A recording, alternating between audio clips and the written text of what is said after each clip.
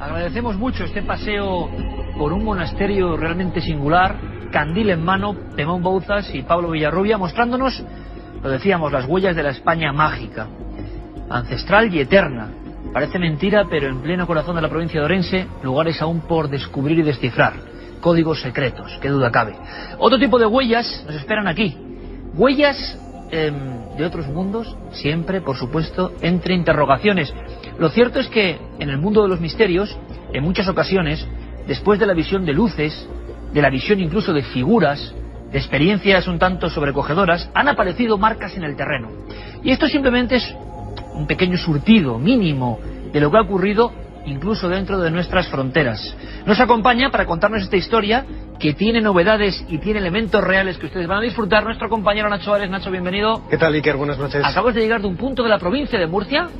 Ahora lo desvelamos, porque seguro que todo nuestro público está fijándose no en nosotros, como es lógico, sino en estas cosas tan raras que tenemos aquí.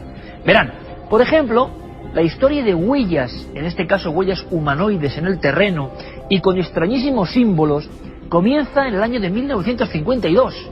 George Adamski, una persona que aseguraba estar en contacto con seres de otros mundos, algo evidentemente muy espinoso, ¿no? Pero que se corroboraba, al parecer, con las visiones de una figura, para él, seres de otro planeta, que dejaron unas marcas realmente estrambóticas, raras, como si en las plantillas de aquel individuo antropomorfo hubiese un código. Yo solo recuerdo que, de pequeño, cuando vi estos dibujos, y no sé por qué, quizá a alguno le pase lo mismo, sentí un especial temor, no sé, son muy raras. ¿Qué es esto? Nadie lo descifró. Al final da la impresión de que Adamski inventó muchas de sus cosas, quizá también estas huellas, pero es uno de los primeros informes en los que se habla de algo más que observaciones. El misterio siempre es muy etéreo, inaprensible, pero a veces las marcas surgen, y marcas, y también en la provincia de Murcia, Nacho, como la que se registró en un pueblecito, uno de los casos más impresionantes que tú recuperaste y que tenía esa huella como testimonio. Este es el caso de Sangonera, la huella de un zapato enorme, se calcula del tamaño del 45, del 46 de un pie humano, y que fue registrada, mejor dicho, fue localizada el día siguiente de un avistamiento en aquel verano del año 1979, en el que un grupo de niños, si recordamos el reportaje que ya hicimos la temporada pasada, cuando fue a un lugar muy concreto de las afueras de Sangonera, localizaron una serie de luces. Ellos iban a recoger nidos de pájaros, y entre esas luces escucharon un extraño sonido de algo que se aproximaba a ellos. Ellos salieron al final corriendo después de ver esa enorme figura de un gigante, el gigante de Sangonera, recuerda Iker, que es el título que le dábamos al reportaje el año pasado. Y al día siguiente, al ir con sus padres, con la gente mayor del pueblo, encontraron sobre el terreno estas huellas. Estas huellas que, como bien decías ahora en el caso de Adamski, lo que nos hace es tener un vínculo directo con ese supuesto avistamiento de un ser, vamos a ponerlo con todas las comillas del mundo, alienígena, extraterrestre. ¿Eso creyeron los testigos? Seguro, vamos. La interpretación que ellos daban de ese extraño contacto que tuvieron con este supuesto ser, con estas supuestas luces extrañas. Como digo, es una bota enorme de gran tamaño. Recuerda un poco también a las botas de los astronautas. Bueno, recuerda casi la huella de Armstrong, ¿no? La huella más famosa de todos los tiempos. En la primera pisada de la Luna, ¿no? Pudo haber sido la huella de aquel extraño ser sobre las inmediaciones de Sangonera, en la localidad de Murcia. Hay una cosa muy curiosa. Primero, ¿por qué Murcia tiene este vínculo con este tipo de casos? Lo descubriremos con nuestro buen amigo Joaquín Abenza y la gente del CIFE, uno de los grupos pioneros en Murcia, que tuvieron la suerte, y lo van a ver, y ahora lo trae Nacho después como sorpresa, de hacer molde de una de estas huellas. Huella más animaloide que ahora comentaremos. Por ejemplo, y un día les prometo contar esta historia, lo que pasa es que el testigo no quiere hablar, y vuelvo a invitarle. Es un caso muy antiguo, año 53. ¿Ven estas pisaditas de niños? Bueno, pues en el pueblo conquense de Villares del Saz, un niño, Máximo Muñoz, tiene una experiencia terrible. Observa un objeto que baja del cielo. Año 53, en España no se había contado nada de esto nunca. Aparecen una serie de figuras, unas figuras que se aproximan a él incluso. Y después, cuando llega la Guardia Civil y este niño está aterrorizado, se regresa al terreno, se explora una zona llamada La Islilla y surgen zapatos como de niños, pequeñas botitas de niños rodeando la zona. Ojalá podamos volver a rescatar este expediente X español ocurrido en las llanuras solitarias del corazón de Cuenca, Villares del Sar. Pero luego lo que ocurre, y lo verán en aquella huella que tenemos justo al extremo, han ido surgiendo con el paso del tiempo casos donde lo que aparece después de la observación de luces, luminarias, no son figuras o marcas antropomórficas, no son botas, zapatos, botas, como veis aquí.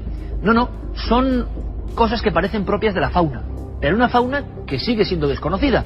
No muy lejos en el tiempo, zona de Entrimo, también en Orense, es curioso, un extraño ser, palmípedo o no, con solamente 3 dedos, muy poderosos.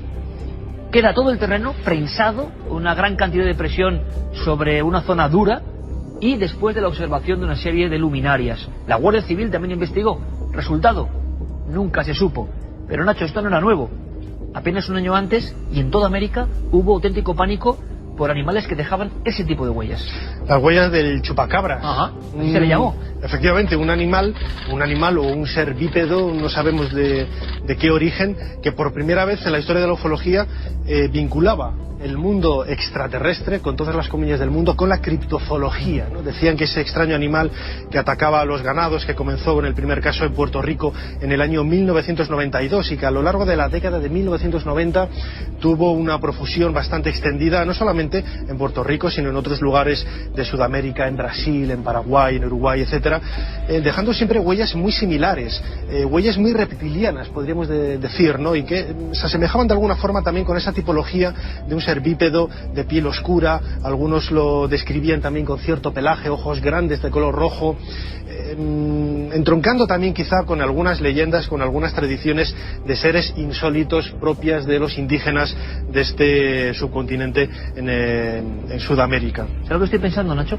Que curiosamente, evidentemente puede haber una causa faunística, o sea, un animal, un felino desconocido, por ejemplo. Podían ser, como ha ocurrido en otros lugares, perros silvestres, pero los zoólogos no sabían por qué estas huellas y por qué después de acontecimientos que eran extraños, luces, sonidos, visiones. Pero hay una cosa muy curiosa, tú lo has dicho, años 90, y prácticamente desde entonces no vuelve a haber una oleada de este tipo. ¿Qué pasa? ¿Que ya no hay animales que ataquen al ganado? ¿Por qué ocurre esto en unos periodos de tiempo y luego se agota por completo? Bueno, mucho antes de la historia del célebre, entre comillas decía Nacho, chupacabras, así se le llamó porque aparecían los animales desangrados, mucho antes, en Murcia, regresamos a Murcia, ocurre algo, y algo que se expresa en esta sorpresa que tienes aquí del grupo CIFE. Claro, 34 años contemplan esa marca, casi indefinible. Huella perteneciente a un extraño individuo, supuestamente bípedo, a tenor de las huellas dejadas en este camino a las afueras de Ceutí, una pequeña localidad de la región de Murcia, en donde fue descubierta de forma casual, ahora lo veremos en el reportaje, por algunos miembros del grupo CIFE. Tiene tres pezuñas, que es una cosa muy importante, y luego otras 2 acopladas al final. Como 3 dedos, varias almohadillas. A principio parece ser la huella dejada por un extraño mamífero carnívoro. Desde luego, lo más insólito de todo es el enorme tamaño, que no encaja en absoluto con la fauna local, ¿no? Son unos 13 centímetros de longitud y desde luego no concuerda con absolutamente nada de lo que se conoce, de la fauna conocida de aquel lugar. Bueno, pues con esta imagen, con esta estampa de una huella que luego verán en gráfico, aquí ya casi, por desgracia, es indefinible el paso del tiempo, ¿no? Pero lo importante es que es el documento real. Lo tenemos aquí gracias a Joaquín Abenza, y con él Nacho se ha marchado para saber qué ocurrió, si hubo luces, si hubo encuentro, qué se supo de estas marcas y de la tensión que rodeó a una población que, ojo, ya sabía que estaba siendo visitada por algo. Hay hasta documentos militares en la región, en esas mismas prácticamente fechas. Lo vamos a contar ahora mismo, pero primero, ¿qué pasó? ¿Eran huellas de otro mundo lo que desaparecieron en Ceutí? Lo investigamos con todos ustedes.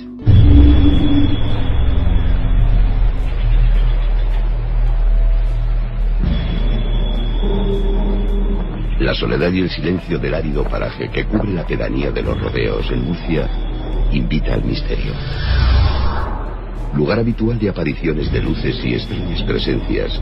Aquí se descubrieron hace más de 3 décadas unas huellas cuyo origen sigue poniendo en jaque a los investigadores.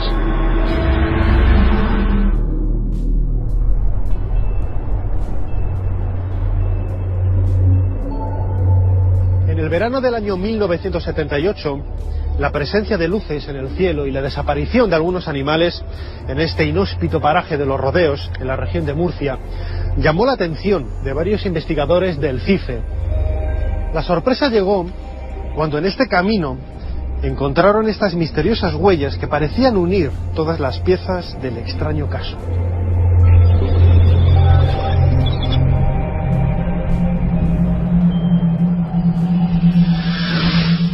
Esa tarde de agosto, del 13 de agosto de 1978, 2 miembros del grupo CIFE nos disponíamos a hacer una aproximación a unas luces que estábamos viendo desde Ceutí, que era nuestro pueblo, y decidimos salir andando por el campo aproximándonos a esas luces. Después pudimos comprobar que esas luces correspondían a unas antenas que hay en la sierra de Carrascoy. En esta cuesta que subía hacia arriba, en la orilla del camino, descubrimos unas huellas extrañas que las vimos por casualidad.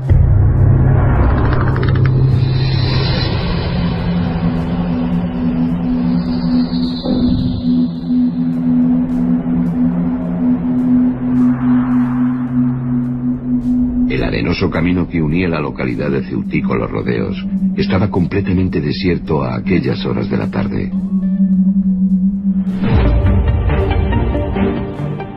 En esas mismas fechas, un pastor alemán había desaparecido sin dejar huella alguna en una finca cercana. Y lo más insólito de todo, se habían avistado extrañas luces en el cielo en diferentes puntos de la comarca. En esta zona, durante bastante tiempo se han estado viendo luces, sobre todo luces muy bajas, a un nivel casi de suelo. Justamente aquí donde estamos, a mis espaldas, logramos fotografías en el año 1990, pues un objeto que volaba a baja altura y que luego se elevó y desapareció en el cielo, y esa fotografía la conservamos. Igual quiere decir que estamos ante un lugar de los que son calientes en cuanto a avistamientos de objetos no identificados.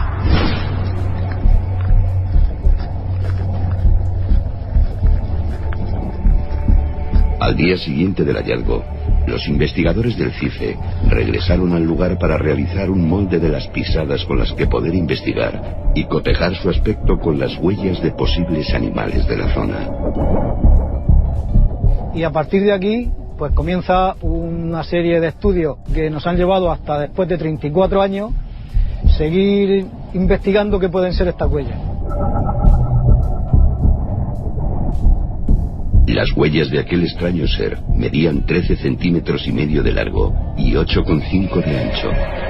Tenía 3 dedos acabados en garras y por el trazo dejado sobre el terreno parecía ser bípedo. Había polvo, había tierra que caía de lo que son las laderas del camino, que se acumulaba en la orilla.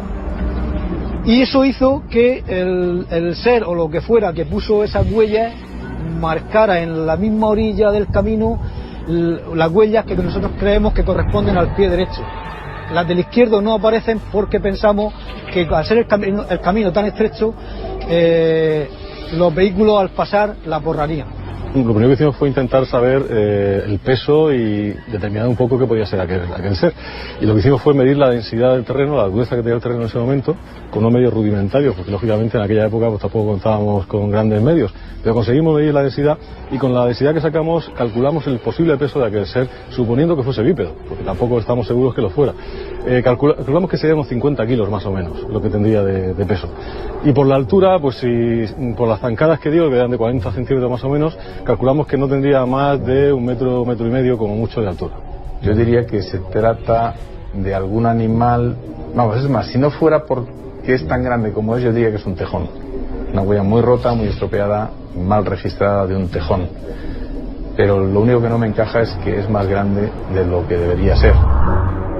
En la zona no hay grandes mamíferos carnívoros. Lo más grande que podría ser es un tejón, hay nutrias, hay zorros. pero dejan una huella bastante, vamos, que no encaja en ningún caso en este perfil.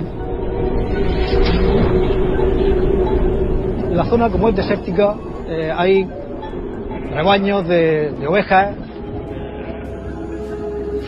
y lo que puede haber por aquí en la región de Murcia, cualquier animal por aquí de secano que pueda haber por aquí. Y en un principio, investigando un poco sobre la marcha que podían ser las huellas, nos dijeron y pudimos comprobar con fotos y con dibujos de otras huellas que lo más parecido era la de un oso, lo cual a nosotros ya nos dejó un poco descontrolados porque osos por aquí no hay.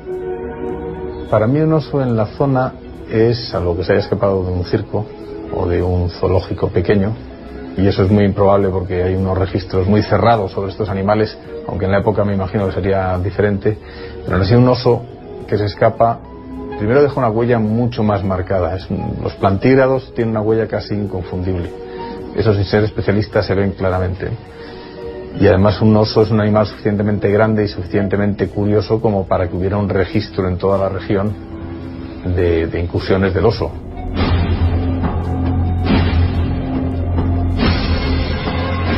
Las huellas de supuestos humanoides identificados con apariciones de ovnis no son extrañas en la historia de la ufología. Su estudio es la única evidencia física de un misterio que, como en el caso de los rodeos en Murcia, sigue dejando la puerta abierta a cualquier posibilidad.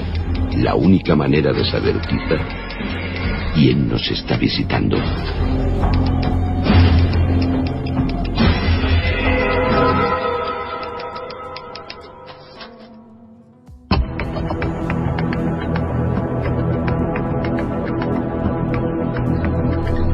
Ustedes ya me van conociendo un poco a lo largo de los años, claro, y saben que soy un entusiasta y que soy un mitómano de cierta época, no muy remota, hay que decirlo, hablamos de unos 30, 35 años, de esa efervescencia tremenda de casos increíbles, con huellas, como hemos visto, sea lo que sean, y también de cómo surgió en miles de jóvenes la pasión por el misterio. Esos jóvenes se agrupaban en, de alguna forma, pequeños grupos de estudio, y con todo su entusiasmo encontraban los mejores casos que hemos podido tener en nuestra historia reciente, ufológica, por ejemplo. Murcia no era algo distinto, al revés.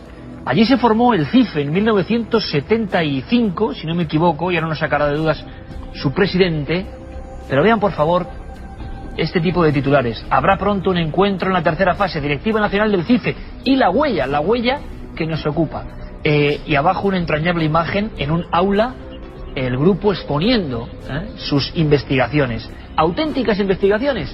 Nuestro homenaje al CIFE, a la Red Nacional de Corresponsales, al GEIF, a tanta gente que por toda España generó un mundo maravilloso que de verdad yo me hubiese encantado vivirlo, lo reconozco. Qué historias, Joaquín Avenza, compañero, buenas noches. Buenas noches. Qué recuerdos, sí, qué recuerdo. Papel, La verdad es que hace tiempo que no veía esa noticia y no puedo menos que estar emocionado esta noche. Porque yo te lo he preguntado muchas veces, Joaquín Avenza, sobre las presentaciones, nuestro compañero, director del Último Peldaño, ingeniero, absoluta vocación científica, y yo puedo decirlo, y siempre lo he dicho, de verdad uno de los, no solo divulgadores, sino investigadores que más admiramos aquí en Cuarto Milenio, y que nos trae casos tan increíbles como este, que si hubiesen ocurrido en Estados Unidos, protagonizarían libros, historias, pero ocurrieron en una zona absolutamente desolada, por lo menos en aquel entonces, cerca de Ceutí. Y hay una cosa que me llama muchísimo la atención, Joaquín, ¿tienes ahí la huella? Sí. Claro, han pasado 34 años y ya prácticamente no sé, pero se ve que hay una serie de protuberancias. Y hay un detalle que me interesa mucho que cuentes, y es que los investigadores son protagonistas del encuentro con estas marcas. Van hacia unas luces. Luego el caso no fue un ovni realmente. No, ellos lo que pasa es que durante muchos días precedentes se habían producido luces, extraños avistamientos, que la gente de la zona, la poca gente que habita esa zona, todavía hoy sigue estando muy despoblada, pues denunciaba estar viendo esas extrañas luces. Además de coincidir con la desaparición muy rara de un enorme perro pastor alemán, que el dueño de esa casa, no sé, esa casa, una granja próxima al lugar donde se hallaron las huellas, no se explicaba cómo podía haber sucedido, había cuenta que el perro era muy fiero y que ni siquiera él se podía arrimar con mucha facilidad. Desapareció de la forma más extraña, sin ruido, sin violencia, él no sabe cómo fue. Y bueno, pues un poco alertado por todo esto, se dieron cuenta que estaban viendo unas luces en el horizonte que les fueron un poco, las veían como sospechosas, no es que se movieran ni nada, pero eran un poco sospechosas. Entonces ellos fueron a la zona sabiendo que ahí se veían luces, porque además estaban en la misma trayectoria que aquellas luces que luego resultaron ser pues unas luces pues de una instalación militar que ahí se Raspuña. Y fue con cuando... explicación objetiva. Sí, totalmente. Pero en ese camino es cuando surge la sorpresa. Y ahí surge la sorpresa. A veces parece que... Ha dado un dato que a lo mejor a muchos amigos y amigas del programa dice una zona militar cercana. Quién sabe si igual tiene que ver con todo este misterio. Bueno, realmente nunca están lejos los militares de este tipo de misterios, ¿no? Nos tienen acostumbrados y de hecho, pues la desclasificación que se produjo en España es todo un ejemplo de que los militares desde siempre han estado interesados y han recopilado información que tampoco es que sepan mucho más de lo que sabían los investigadores, pero sí que es verdad que estaban ahí y estaban totalmente presentes en sus estudios.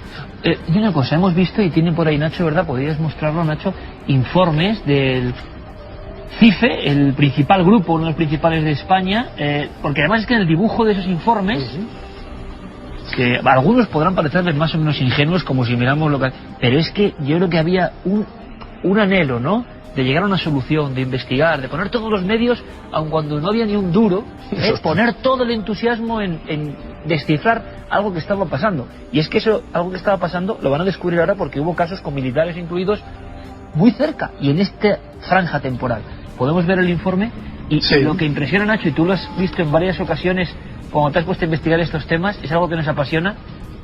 No han olvidado ni por un segundo la emoción de la historia. 34 años después vuelves a encontrar a los que hicieron el molde de la huella y siguen viviéndolo exactamente igual, ¿no? Como algo que marcó sus vidas, ¿no? Sí que es cierto, aquí tengo en mis manos el informe de CIFE, su central de Archena, fechado el 20 de julio de 1979.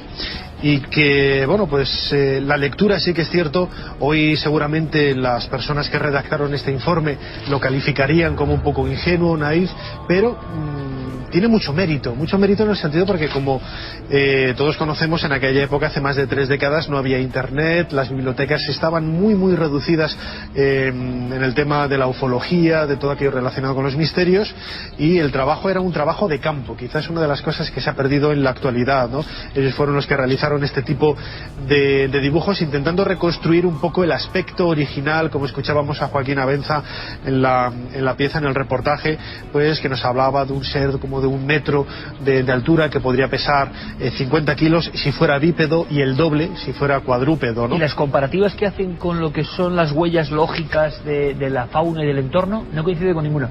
En efecto, Fernando González Sitges ahí no lo dejaba bien claro, no es un animal que se aleja del común denominador de todos los animales que podría haber en la zona. Él está convencido, casi seguro, de que se trataría de un carnívoro, de un mamífero.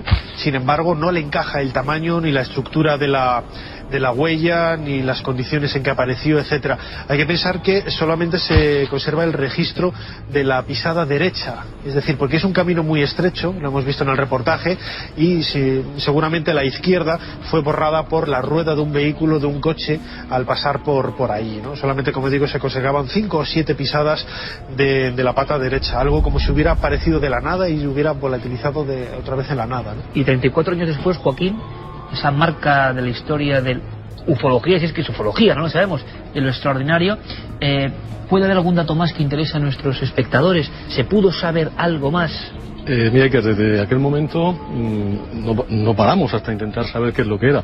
Yo todavía sigo recopilando información. Por ejemplo, esto es una huella de un tejón, lo decía antes el naturalista, pues la máxima longitud son 5 centímetros. Estamos hablando... No se parece mucho, y no se parece mucho. Sí que podría ser el caso de que esto estuviese de alguna manera deformado, cortado, incluso fuese algo parcial, pero es que no da esa sensación. Tiene pues una forma bastante simétrica dentro de lo que cabe. Y hay que pensar que había varias, o sea, no era una única huella. 7 huellas por lo menos que recuerden los testigos, y todas eran iguales, con lo cual hubiera sido muy difícil que una se quede modificada y todas las demás se hagan modificadas, ¿no? Esto es bastante curioso. De luego, con la fauna que hay, aquí tengo pues todo lo que he podido recopilar de la región de Murcia. ¿Habéis investigado a tope tema de fauna en la región de Murcia? Nada. No hay nada que se le parezca.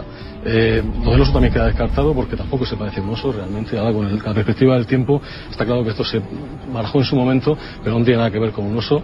Tampoco el tamaño sería el tamaño de un oso, lógicamente. Eso creo que la llevasteis a la universidad, ¿no? Ahí en Murcia. Y... En su momento se llevó a la universidad precisamente por un compañero que estaba estudiando en esos momentos ciencias biológicas, que hoy en día es un doctor biólogo. Y bueno, él incluso después de todos estos años tampoco sabe decirnos qué era. Es una cosa muy curiosa, porque se hizo el vaciado de esa huella, que es una cosa que hemos visto en las series incluso de forenses más populares, pero claro, año 78 en Murcia, y esta gente del CICE que se pone a hacer sus vaciados convencidos de que es la forma de conservar todo eso en el tiempo, como un archivo más allá del tiempo. Lo curioso, y esto incido porque creo que es muy curioso, es que había una especie como, no voy a decir pánico social ni mucho menos, pero sí la sensación de que incluso la prensa informaba de observaciones constantes de ovnis, de luces. ¿Tienen que ver con esto o no tienen nada que ver? No lo sabemos. Pero creo que puede impresionar a nuestro público, Joaquín, el hecho de que tú revisas la información del Ministerio de Defensa, Ejército del Aire Español, y encuentras la investigación oficial de un caso que se produce muy poco antes y en la misma región. Fíjate, esto me lo encontré ayer. Lo que son las investigaciones dilatadas en el tiempo, ¿no? Un poco preparando pues, posibles casos que yo tenía. A mí me gustaría solamente que lo mostraras, sí, para que las personas, entonces, muchos todavía, por desgracia, no saben que hay 2.000 expedientes, 2.000 folios de expedientes de ovnis en el Ejército del Aire Español. Y siempre que sacamos algo de esto, yo quiero remarcarlo. Ministerio de Defensa, los sellos, ya no hablamos de brujería, ¿no? Desclasificado, es decir, durante un tiempo esto estuvo como materia reservada, no se podía hablar de esto públicamente. Si le preguntabas a un militar no tenía autorización para decirlo, y hasta que se produjo esa desclasificación en la que fuimos pioneros en España, pues no se pudo conocer. Y es más, Joaquín, y al mismo tiempo había obligación, entre comillas, de si un ciudadano, si un civil veía algo extraño, anunciarlo a los militares, que era donde correspondía ese estudio. Que además tenían una instrucción específica para recoger esa información. Bueno, pues aquí se recoge un caso ocurrido justamente un mes antes de la aparición. Tampoco sabemos cuándo la huella llega allí. Lo que sabemos es que Pedro Maldonado y su equipo la encuentran el 13 de agosto, pero ¿cuándo estaba allí? No se sabe, ¿no? Bueno, pues concretamente la noche del 13 al 14 de julio de ese mismo año, un mes antes, en Mazarrón, durante unas maniobras militares, pues un grupo de soldados ven unas luces rojas y blancas que se apagan, que se encienden y que se mueven muy cercanas al suelo, hasta llegando a iluminar incluso la zona por la que iban pasando. La altura máxima a la que estaban, 10 metros. O sea casi rozando el suelo con los artefactos, y que el caso es tan interesante que hay una instrucción militar. Sí, y queda como materia reservada durante todos estos años. ¿Se intenta alguna explicación? Pues no, porque incluso hasta Vicente Juan Ballester Olmos, que todo el mundo sabe que es una persona bastante concienzuda a la hora de intentar investigar esto y sobre todo encontrar explicaciones, este caso en concreto no ha sido capaz de darle una explicación dentro de las que en otros casos se han dado, como por ejemplo el famoso caso Manises, ¿no? Donde se hablaba de las chimeneas de escombradas, que mucha gente no acaba de estar de acuerdo, pero por lo menos planteaba una hipótesis, ¿no? Aquí ni siquiera eso. Es decir, ha quedado como un caso pues sin explicar, no resuelto, y del que tampoco hay mucha información, porque se limita el informe pues solamente a 2 folios, porque esto es un memorándum que se hace posteriormente. Quedó recogido, quedó ahí dentro de los archivos del MOA, del Mando Operativo Aéreo, y ha estado pues hasta que se ha desclasificado. Pero no me digan que no es curioso que un mes antes, lo ha dicho muy Joaquín Abenza, la huella se la encuentran los investigadores, en la zona no saben desde cuánto tiempo reposaba allí, cuánto tiempo antes, pero los militares en la región, un mes antes, un caso que no ha sido resuelto, que no hay muchos, que no hayan puesto el marchamo de esto es esto, sino que sigue como ovni. No solo ovnis, sino creo que incluso también en la zona, y en esa época tan de ebullición, tan intensa a todos los niveles, estamos recordando que el caso de Sangonera la Verde, que también nuestros compañeros nos contaron hace no mucho tiempo, una huella ahí como presencia de esa historia maravillosa, ocurre en toda esta vorágine. Y hay más humanoides, hay más apariciones de seres en este entorno, más. Sí, como decía Joaquín Abenza en el reportaje, es una zona caliente de avistamientos, no solamente de luces, sino también de supuestos seres, no vamos a ponerle calificativos, ¿no? Que sea el público el que reflexione y piense lo que pudo haber sido. Él me comentaba que una noche un grupo de testigos fueron los que vieron una extraña luz que deambulaba entre los coches, corrígeme si me equivoco, Joaquín, y que al enfocarla con las linternas vieron pues una suerte de personaje extraño, de aspecto gaseoso, de color verde, que empezó a moverse, como digo, entre los vehículos y de repente desapareció en el horizonte a una velocidad extraordinaria. Caso cercano también. Es curioso, sí, además eso sucedió después, posteriormente a esto, y justamente en el mismo sitio. Es decir, un grupo de excursionistas que se habían subido, recuerda Nacho solamente que hay un montículo justo al lado donde apareció esta huella, se habían subido a ese montículo a pasar la noche, a ver las estrellas, era el mes de agosto, y bueno, pues habían dejado los coches pues donde los dejamos nosotros, aquí el mismo día, en el único sitio donde se puede dejar porque es una zona de campo y es muy difícil entrar con los vehículos. Y se da cuenta alguien que hay como alguien tocando los coches, una persona que está tocando los coches, piensan que era alguien que ha venido después y que puede estar incluso pues, intentando robar algo, y empiezan a enfocar las linternas para ver quién era esa persona. Cuando le da la luz a esa supuesta persona, se dan cuenta que la traspasa completamente porque es como una especie de masa gaseosa, verdosa. Pero con forma de silueta. Tenía una forma, según los testigos, aparentemente antropomórfica, pero era todo un humo, un gas, ¿no? Y cuando percibe la luz de las linternas, aquello, lo que fuera, empieza a moverse a una gran velocidad en dirección a un montículo que está al otro lado, diametralmente opuesto y con el camino por el medio, y sube a una velocidad vertiginosa hasta desaparecer por el siguiente montículo. Dos personas que estaban en ese grupo bajan, intentan seguir el camino que hizo la entidad y tardan un montón porque realmente era un camino difícil en el que no se podía avanzar con la facilidad y la rapidez que lo que fuese lo hizo de una manera muy rápida. Y después de tanto tiempo, la misma incógnita, hay otro detalle. Nunca, a posteriori, que sepamos, se encontraron huellas parecidas, que también es una curiosidad. Si es un tipo de fauna autóctona o no, un animal que ha quedado atrapado por ahí, tendría que haber dejado más rastro, porque los investigadores peinaron la zona en varias ocasiones. Nunca cierto, más. Es otra cosa que nunca se encontró. Esto es una singularidad, digamos, en el tiempo y en la historia de todos estos temas. Y nadie ha vuelto a ver nada parecido. También es verdad que la zona es solitaria, que la zona pues no es que esté todos los días pasando gente por allí, pero bueno, hay gente que sí va, pastores con rebaños y demás, y cuando se les pregunta tampoco cuentan que hayan visto algo parecido a esto. Pues yo creo que es una muestra de la investigación de campo, nunca mejor dicho, y lo que hacemos, si te parece, Joaquín, para finalizar, es volver a mostrar la huella a una de las cámaras, por favor, porque aquí queremos descubrir. Nacho ha sondeado a diferentes especialistas. Si alguien puede darnos más datos sobre qué puede ser esa huella exactamente, viendo sus medidas, viendo el molde original, estaremos muy agradecidos en recibir esa información y saber algo más. Porque este caso de las huellas de los rodeos en Murcia simplemente son una pica en Flandes más, una puntualización más sobre algo que seguimos sin entender. Como lo comentábamos antes con la oleada de otros seres animaloides, ¿no? ¿Por qué ocurre todo en una franja de tiempo? ¿Y por qué después la gente o deja de fantasear, o deja de inventarse, o ya no quiere? ¿Por qué? ¿Por qué solo en franjas concretas de nuestra cronología? En fin, Nacho, gracias por el reportaje como siempre, y hasta el próximo encuentro con nuestro ordinario amigo. Muchas gracias, Iker. Joaquín, y yo te agradezco todo esto de verdad, te agradezco siempre la amabilidad que tienes con nuestro programa, y ojalá podamos seguir no solo sacando cosas de los inmensos archivos del CIFE para mostrarlo, porque creo que esto merece la pena, ¿no? Que cientos de miles de amigos lo vean, lo contemplen, lo disfruten, sino que ojalá estos tiempos, estas observaciones, esta sensación vuelva y las personas no tengan temor a contarlo. Yo simplemente, Iker, si me permites, yo quisiera hacer un gran agradecimiento a Pedro Maldonado Vicente, delegado del CIFE en Ceutí, que sin él no tendríamos esto, porque fue, aparte que lo descubrió, el que tuvo la idea de hacer el molde, el que lo ha estado trabajando durante muchos años, es para él casi algo vital, ¿no? Yo desde aquí quiero rendir ese homenaje a un compañero y un gran investigador. Lo extendemos, por supuesto, y menuda camada de investigadores que hubo en toda la región de Murcia y que pudieron estar cara a cara con un montón de casos apasionantes. Aquí, nuestra misión, contarlo, para que ustedes opinen libremente. Joaquín Amenza, hasta la próxima, amigo. Hasta la próxima, como siempre.